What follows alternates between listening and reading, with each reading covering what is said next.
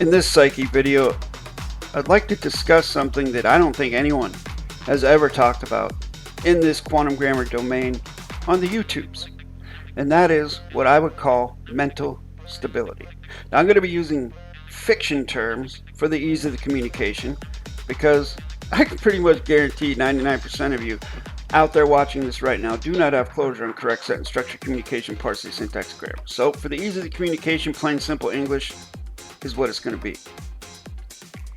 Now, mental stability is very important in the context of articulating claims using a correct sentence structure, communication, parse, syntax, grammar, document, contract, postal vessel, court, venue. Very important. And what I mean by that, in the simplest of terms, is that to those other potential contract parties and other people, human beings, that are listening to you, in whatever room you're in, whatever vessel you may find yourself navigating through or with, that they think you're sound up here, that you're solid, that you know what it is you're talking about. Because if you come across as unstable, like a vessel that's unstable in the waters, it creates fear. It can create fear, it can create anxiety, not only in yourself, but in those around you. They start becoming fearful of what you may or may not do. They start thinking, you're nuts, you're crazy, you don't know what you're talking about. And therefore, overarchingly, in the fiction system, this is definitely something that can be used to confine you for the safety of yourself and those around you, is how they term it. They can actually force you to get locked up in a room, whether that's a padded room with a straitjacket or whether that's just behind bars. It's up to them. They have the bigger guns and clubs.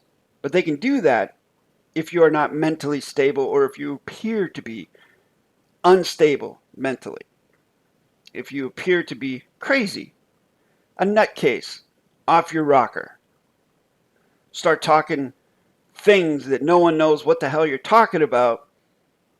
And just to be clear, this is the only major loophole that I can see, the only hole in the correct sentence structure, communication, parse, syntax, grammar, construct, vessel. In that, in the fiction, in your ship's papers, okay, you have the claim of the live life, which the fiction counterpart would be equivalent to a birth certificate. You have a sea-pass-sea treaty, which would have the fiction equivalent of a passport. But in the fiction, you have a note from a doctor saying that you are fit to board a vessel. In other words, you go to a doctor, you have a physical, and they give you a clean bill of health that says they're healthy, they have no communicable diseases, they're physically fit, they're not injured, they don't have a disability, they're okay to board a vessel. You get that from a doctor in the fiction. There is no correct sentence structure, communication, parse, syntax, grammar equivalent of that, unless you come across a doctor, physician, healer, whatever term you want to put on it, and they are a live life claimant, and they have closure on correct grammar, and they write you out a correct sentence structure, clean bill of health. And then, of course, you would have the fiction counterpart. So that's what I mean when I say that's the only gaping loophole that can be used against someone in a foreign vessel in dry dock, in a situation under duress, using this grammar, as if you appear to be a nutcase, i.e. lacking mental stability. That is what this video is going to be about. And I'm going to show you an example from my humble perception of someone exhibiting this to a T. And no, it's not in a foreign vessel in dry dock. It's right here in the comments field of this YouTube channel, Vessel, of which I am the Vessel Master. To give what I'm about to say some context, let's first watch this short video and then proceed from there. Hey, you'll have to excuse my sweatiness. I've been outside and it's very, very, very hot outside doing some gardening. So, Simon, I don't know what your volition is here, buddy. I know you have a membership and everything, but in your last comment, I gave you constructive feedback. I told you that in order to have a correct sentence structure, you must have two position loadial fact phrases in front of the verb and at least two position loadial fact phrases after the verb. On top of that, you must not put particles of negation in your compound facts, of which you have a lot of compound facts. And that would mean you would have to have a meaning, a finite mean for each of those words in your compound fact. So you use future tense TO, you use a vowel in front of a consonant, you use the ing gerund modifier, and I really don't understand what your volition is here if you continue to make the same mistakes after I've told you how to correct the mistakes and you're on my channel learning. Now, of course, you know, I welcome you to be here, but I'm trying to understand, I'm trying to cognize why you are not implementing the constructive feedback I'm giving you for free. I don't get it. And plus, not to mention the 1,400 plus videos on this channel that you can watch to give you closure as to what I'm saying. So please, keep that in mind. If you continue to do what you're doing, I'm just not going to be able to publish your comments because you're continuing to make the same mistake. And as I've mentioned in other videos, if someone continues to repeatedly make the same mistake over and over and over, either they don't know what they're doing, or they're doing it on purpose, or maybe someone's forcing them to do it. So which is it, buddy? Simon, please. If you want to learn correct sentence structure, communication, PARSE, syntax, grammar, and you're serious about it, and you want to have fun with it, contact me at jasonmatthewg17@gmail.com and apply for workshops. Thank you. Now, this Tony Montana -TV4FK decided to comment this on the video. Do not project Nancy toward me, thanks. What do we have there? We have all caps, fiction, babble, pronoun do, followed by adverb not, modifying project into an adjective, which is coloring Nancy into another adjective, which is coloring toward, into a pronoun, followed by another adverb me, which is modifying thanks into a dangling participle verb. Now, what in that video, what is going on in that video that would cause this individual to say that? What is it exactly? Okay? So that's what I'm trying to get to the bottom of when I say what is, and then I repeat what they say. And then they, of course, respond with an expletive. Now, this is a sure sign, in my humble estimation, of someone perhaps not thinking clearly, but thinking based on emotion. They're having a reaction, a knee-jerk reaction, when the first thing out of their mouth is a curse word. Usually. I know I do it if I get emotional about something in a one-on-one situation, which, by the way, folks, doesn't happen anymore, really. I'm much more mellow than that. So then I said, I think you've had enough to drink tonight, sir. I'm shutting you off, and I'm laughing. I'm trying to keep it lighthearted, okay? And then they come on with, you are a silly federal prat compared to me. I look forward to judging you as just another witch promoting necromancer. Okay? Witch promoting necromancer. All right. So I can see. Now, this is exactly what I'm talking about. Mental stability. Try going into a foreign vessel in dry dock talking like this fellow is talking. Do you think you're going to be taken seriously? Do you think anyone's going to be afraid of you? I mean, maybe they might be afraid that you're a little cuckoo. But are you going to be taken seriously? That you know what it is you're talking about? Let's continue on.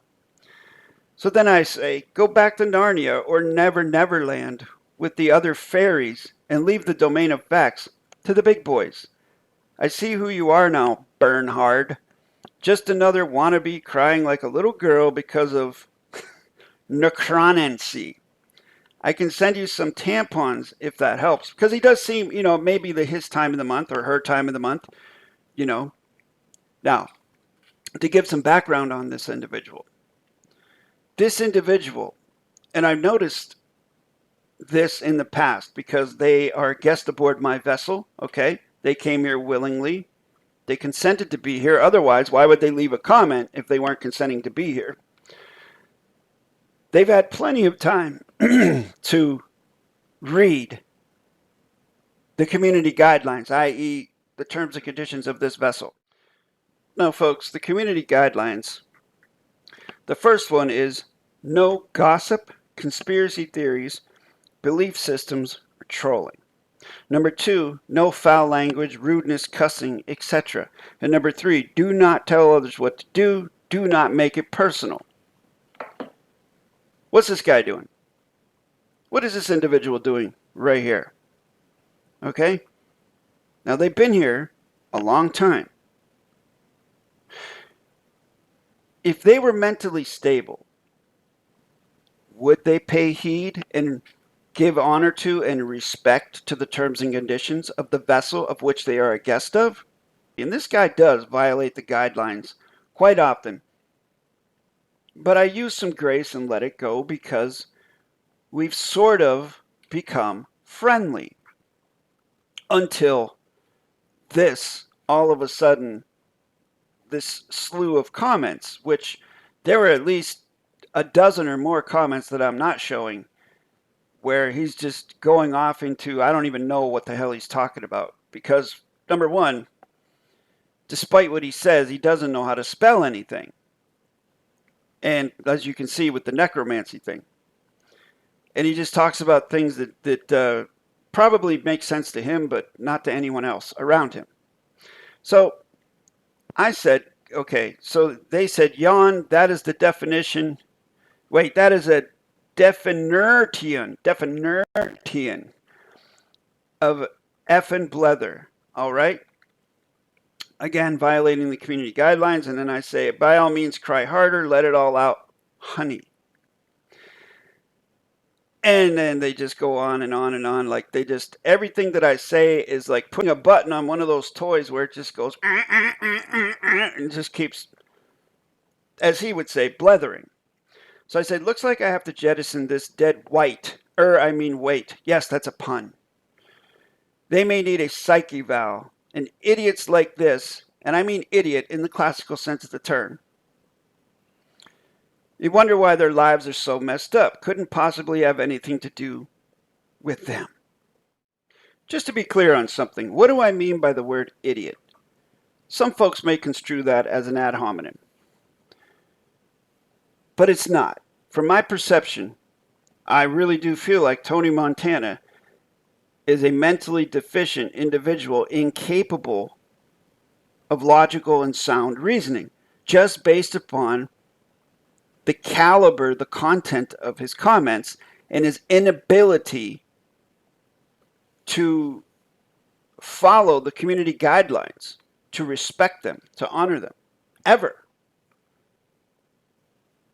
So this individual, and this goes back to, this is all under the heading of mental stability. This individual has left comments where they feel as though their land has been stolen, that their people actually own some sort of land. Now, folks, what kind of mental, I guess, gymnastics would you have to perform to think that you can actually own or possess land in any sense of the word?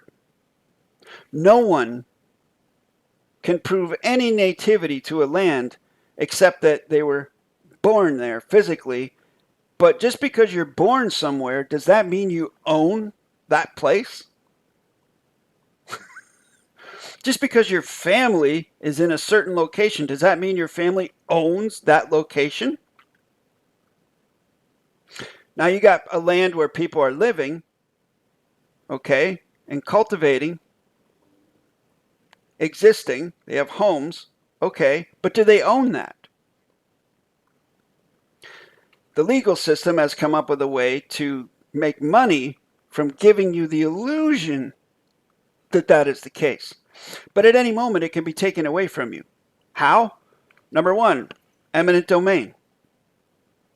The government wants it, they can get it. Why? Because they have the bigger guns and clubs. Or if you're invaded by a foreign force, like for example, if you're in Mexico and you have a horse ranch out in the desert and another family decides to come and they say, we want this ranch, then you would, bang, bang, bang. And then if they win, they would take the ranch and it's theirs now. You can keep what you can hold, as DAVID-WYNN Cole Miller so succinctly summed it up.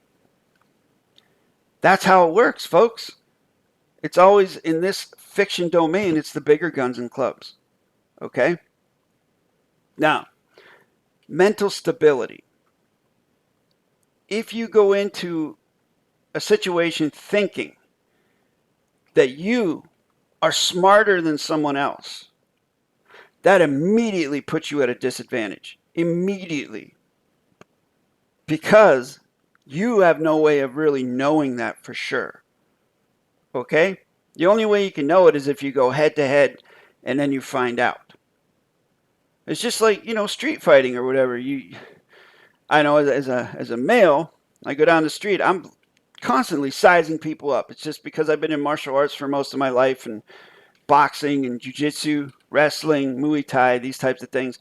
I'm constantly sizing people up. Does that guy know how to fight? That guy, And I do the same thing mentally, in my own mind, for the safety of my own vessel and those around me. Watching people the way they are performing, their actions. And that's what I'm doing here with this guy, Tony Montana. And the actions of the individual that left these comments, I feel like something's going on over there that has caused his mentality to become unstable, to just come out of nowhere with these type of comments. Now, I'm pretty sure, dollars to donuts, that me making this public, which he consented to because he's in my comments field talking this mess, so he's going to get what he gets. Doesn't really bother me at all. You get what you get and you don't throw a fit. What you put in is what you get out. I'm sure he's not going to come back and say, yeah, man, I was drunk, or I wasn't in my right mind that night when I wrote those comments to you. I'm sorry. Never going to hear that. I doubt it. I mean, I can't say never. Who knows? I mean, stranger things have happened. Stranger things. Millie Bobby. Judy Garland. Whoa, got off on a tangent there. All right. So what I'm giving you an example here, folks, in the raw, of an example of someone who is not mentally stable by my perception. I'm not a psychologist. I don't have any type of schooling in that other than self-taught. I have numerous psychology books on my bookshelf, so I'm not ignorant to the topic. But I'm definitely not a master of the topic the way I am of this grammar. What I'm giving you is my own personal viewpoint and perception of this situation and trying to construe it in a way to show you, the viewer, if you are interested in using correct sentence structure, communication, PARSE, syntax, grammar as a communicative tool under duress in a foreign vessel in dry dock to stop a bureaucratic trespass, you must be mentally stable and capable of conveying closure very calmly and very logically and convincingly and confidently.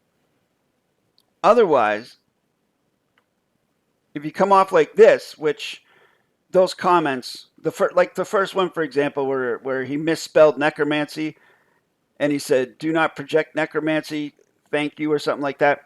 Very condescending, from my perception. I can feel it being very condescending. And it's funny because when someone says something like that, accusing, if you will, someone else of projecting, usually they are doing the same exact thing. Project means not to throw. PRO means no. Perceive is something completely different. Basically means chiefception. But I'll leave that go. How can you deal with the here and the now space when you're somewhere else? And as Gurdjieff would say, you don't have that objective perception. Using a fiction term, objective with regards to subjective. Objective meaning judge mechanics. Rule 1, rule equal. You try to sit back and get the whole picture before you cast a judgment. Subjective is where you're internal. You're only thinking of it from your shoes. Period. You're not even considering anyone else. And then you're taking yourself and projecting your mental whatever acuity onto others and making assumptions about them. Whereas objective would be considered external consideration. Where even though you're still perceiving everything from here, from your consciousness, your eye, you're taking an objective view of it without judging everything first. You take an objective view first and foremost, get all the data you can, get the whole story, i.e. closure, and then you move forward with your choice in what you're going to do, which would be correct. Key factor in using this stuff with success, whether it's through the federal postal court, which would be, simply put, doing a document contract postal vessel court venue through your mailbox, or whether it's in an actual literal foreign vessel in dry dock, or whether it's in a YouTube comments field. We'll see what Bernhard has to say, if he has anything to say about this video, which is chiefly using him as an example of this topic and the dangers of it. And the first step is to become aware of it. Self-awareness, self-objectivity is key in being successful in using this grammar. Now, if you have no volition to use this grammar, then why are you here? If you think that this is all witchcraft and necromancy or whatever word you want to put on it, then why are you here? What is the point? That's a rhetorical question, folks, by the way. Look it up. Rhetorical question. Well, this was fun. And I hope that Tony, i.e. Bernhard, gets some benefit out of it. If not, I don't know. We'll see if there's a little blowback from it. I actually think there might be. Alright, folks. As always, que sera sera and caveat emptor. As an addendum, folks, I'd like to ask you a question. If you walk into someone's house and they have certain terms and conditions and rules, what kind of individual, what kind of character does an individual possess if they completely ignore the terms and conditions and just do whatever they want? You know, take a pee in the corner, walk in naked, cussing, swearing around children. What kind of person is that? That they don't respect your vessel? Think about it.